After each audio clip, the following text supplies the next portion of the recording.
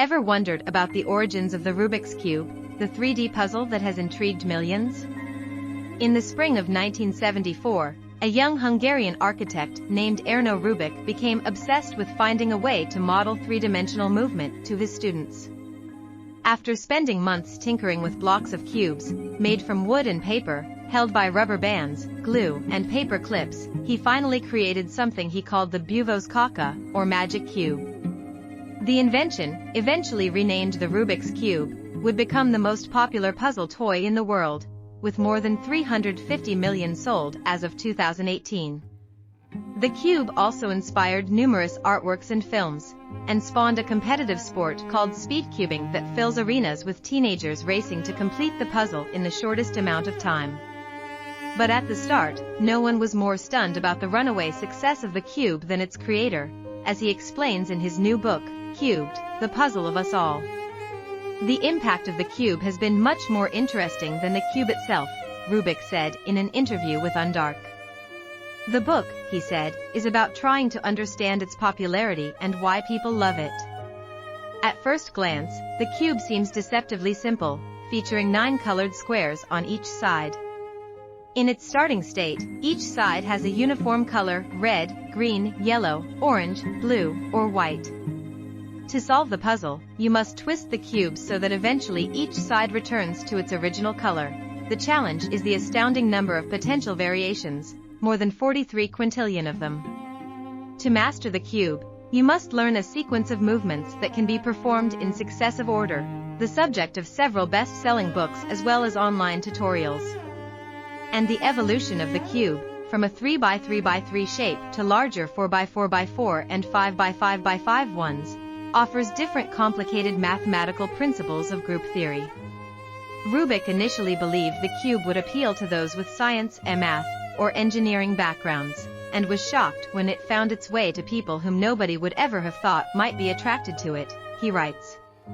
In March 1981, the cube landed on the cover of Scientific American, where Pulitzer Prize-winning scientist Douglas Hofstadter, author of Gödel, Escher, Bach, 1979, called it one of the most amazing things ever invented for teaching mathematical ideas.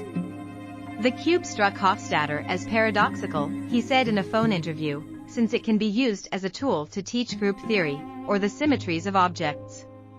Any twist of any face, clockwise 90 degrees, counterclockwise 90 degrees, or 180 degrees, is a group element, and so are arbitrary sequences of such twists, he later explained by email. Sitting on the patio of his home in the hills of Budapest, Rubik, now 76, fiddled with a cube as he recalled its discovery and accidental success. He prefers to use discovered, rather than invented, as if the existence of the object was somehow preordained. After creating the cube, he explained, he was faced with a second challenge: how to solve it. At the time, he had no idea if his cube could even be put back into place, let alone how fast, and it took him a full month to solve his own puzzle. It was fiendishly difficult to find your way back, or to find your target, just to solve it as a combinatorical problem, he said. And I was without any background for that, because I was the first who tried. Rubik describes Cubed as the product of a hermit who is coming out of the shadows.